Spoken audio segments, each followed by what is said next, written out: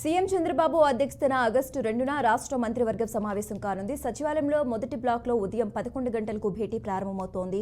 Vote on account, budget, ఎన్నికల్లో ఇచ్చిన హామీల అమలు, వాలంటీర్ వ్యవస్థ, భూ ఆక్రమణలపై చర్చించి కీలక నిర్ణయాలు తీసుకునే అవకాశం ఉంది.